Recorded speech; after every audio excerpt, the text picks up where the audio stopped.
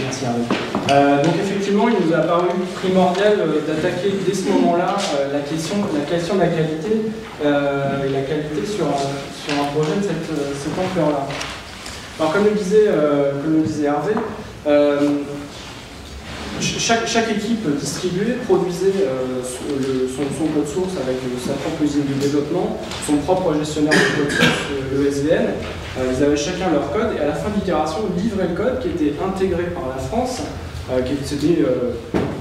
Donc l'intégration des devs en provenance des différentes équipes, c'était vraiment une opération de merge qui était vraiment fastidieuse parce qu'un merge avec 5 semaines de code sur autant d'équipes, on imagine facilement le nombre de problèmes, de conflits qu'il peut y avoir, de problèmes de qualité, de compilation qui ne se passe plus, etc. Donc le temps pour builder la solution était vraiment énorme alors que ça ne devait pas être le problème. Alors on a fait un choix assez fort qui est de mettre tout le monde sur la même intégration continue. C'est-à-dire tous les sites sur le même gestionnaire de code source, la même usine de dev. Alors ça a nécessité un effort technique puisque on a quand même un build qui est multitechnologie. On parlait de .NET pour la caisse, de Java pour le serveur, donc il y a un petit effort technologique pour mettre tout le monde sur la même usine. Ça a nécessité aussi d'envoyer des gens dans les pays, une task force de plusieurs personnes qui sont allés en Roumanie, en Moldavie, au Vietnam, pour les aider à convertir leurs projets et à les transformer et les mettre dans cette usine de dev commune. Au final, donc, un gestionnaire de code source, une seule branche, tout le monde commit sur le tronc, 45 développeurs, ça fait 100 commits par jour, c'est vraiment pas anodin, c'est un build toutes les 3 minutes sur l'usine de dev, un déploiement sur plateforme de dev tous les quarts d'heure. Voilà, du coup, le build, c'est plus un problème. Et quand le build est cassé et que les composants ne s'intègrent plus ensemble, tout le monde est au courant. Et voilà, on est vraiment. L'idée, c'était vraiment de renforcer. On construit un seul produit, mais pas 7 produits en parallèle. On est un seul produit, on est tous ensemble.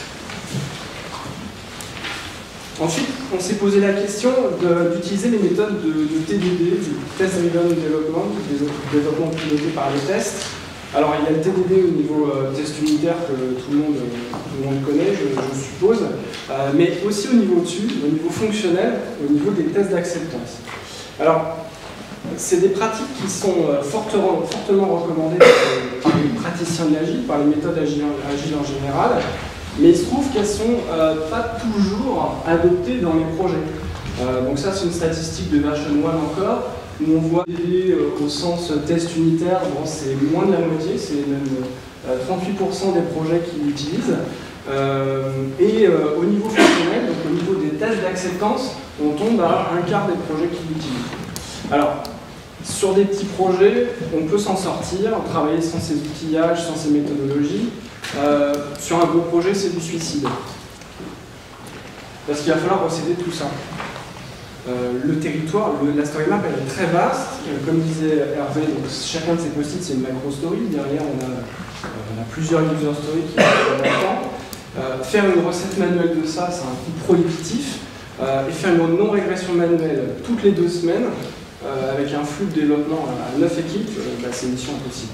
Donc en fait, on est obligé de s'outiller.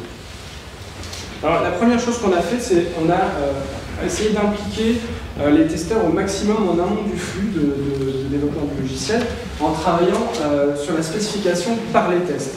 Donc on a utilisé un outil pour ça qui s'appelle Green Paper. Il en existe d'autres, notamment Fitness.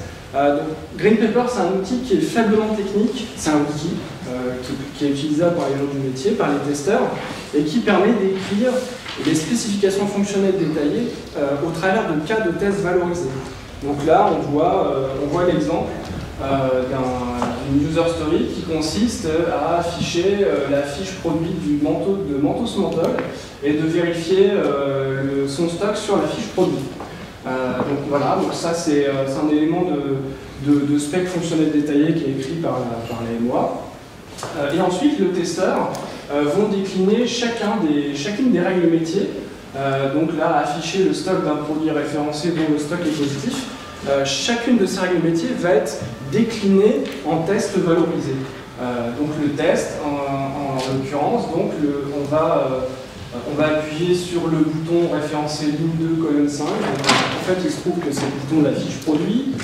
On va scanner le code de vente 807 37 636 et on va vérifier que la fenêtre de la fiche produit s'affiche bien et que le stock linéaire qui est affiché, c'est bien.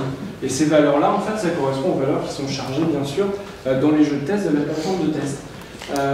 Et ça, donc ça, cet élément de spécification par les tests, c'est l'entrant des développeurs. C'est vraiment leur input. Ils ne commencent pas à travailler tant qu'ils n'ont pas ça. Ils vont pouvoir développer leur code et ensuite ils vont brancher le code métier à ces tests. Donc c'est vraiment une opération qui est très facile. Ça se branche vraiment tout seul. C'est facilité par GreenPaper. Et du coup, les spécifications deviennent exécutables. C'est-à-dire que là, en fait, on ne voit pas, mais on a un petit bouton exécute, on clique, et GreenPaper va aller exécuter tous ces tests contre le code métier et vérifier si ça passe. Donc ça a un premier avantage qui est énorme, c'est que la spécification, elle devient univoque. Le test, il est passant ou il n'est pas passant, il est vert ou il est rouge, et il n'y a pas de débat. Donc il n'y a plus de débat sur l'aspect mal compris entre les développeurs et les testeurs. Non, c'est vert ou c'est rouge. Et surtout, ça permet de diminuer le fameux failure load dont parlait Hervé, donc le non-write first time. Voilà, on n'a pas réussi à le faire bien la première fois, ben là on le réussit puisque c'est vert.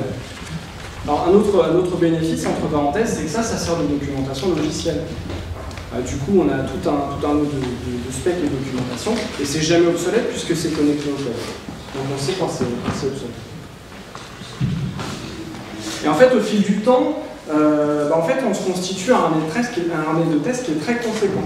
Donc là, vous voyez un rapport de test sur l'ensemble de l'application du terminal de vente.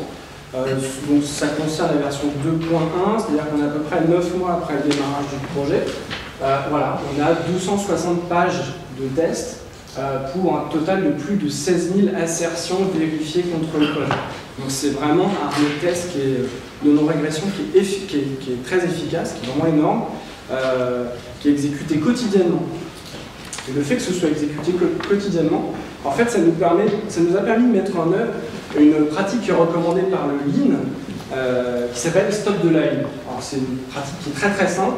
C'est si on détecte une anomalie, alors on arrête la ligne de production tout de suite et on s'attache à la résolution immédiate de ce problème. Et en fait, c'est vraiment ce qui se passe au quotidien. Les développeurs dans leur stand-up. Ah ben voilà, j'ai reçu le rapport de GreenPaper de cette nuit. Il y a des pages qui sont en régression, qui sont en rouge. Ben voilà, je vais travailler là-dessus aujourd'hui et je ne vais pas dépiler une nouvelle fonctionnalité et empiler des choses dans du code de mauvaise qualité. Non, je vais travailler à la correction de ça. Et vraiment, on est sûr d'aller vers un logiciel qui est construit de la bonne façon.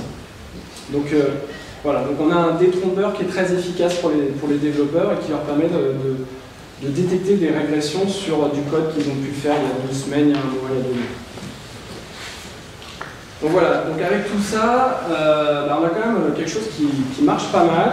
On a une usine de dev qui permet de vérifier que le build est toujours OK. Tout le monde commit sur le même SVM, mais chaque développeur a la possibilité de vérifier sur son poste de travail avec GreenPaper que le code qu'il produit est correct. Donc là, on a vraiment un outillage qui permet de partager en permanence un code qui est toujours ouvert. Et on va gagner un temps fou en recette malgré l'ampleur du fonctionnement. Alors si malgré tout, avec tout cet outillage, etc., si les développeurs continuent à casser le build, on a trouvé une solution. Et punition, c'est d'apporter des croissants. Voilà, c'est un développeur qui casse le build par négligence, il amène les croissants. C'est une façon de dire aux autres, désolé les gars, c'est moi qui ai tout cassé, je ne le ferai plus, et pour me faire pardonner, j'amène les croissants demain matin. Bon voilà, alors, en plus ça donne un petit indicateur qualité en plus sur votre projet, c'est si vous prenez du poids, c'est que le projet est en mauvaise santé.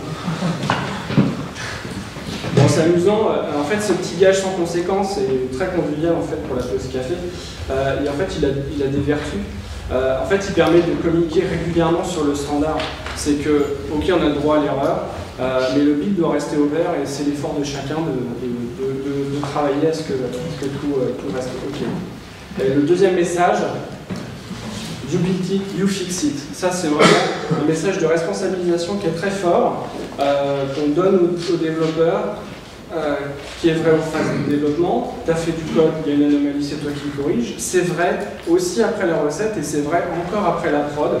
C'est-à-dire que les remontées du terrain, elles n'arrivent pas dans une équipe de TMA qui est séparée, qui ne connaît pas le projet, etc.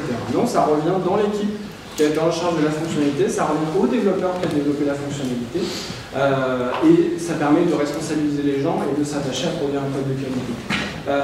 Et en fait, les développeurs sont très friands de ça.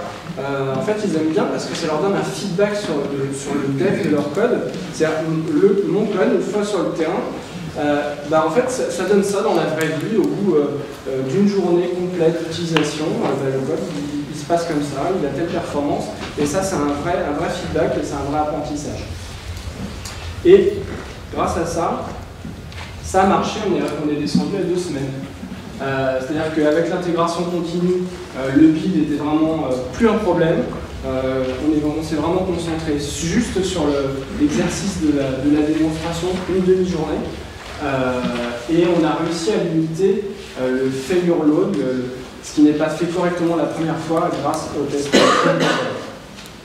Donc résultat, ça y est, on a des équipes qui délivrent toutes les 2 semaines, et 9 équipes, ça délivre beaucoup.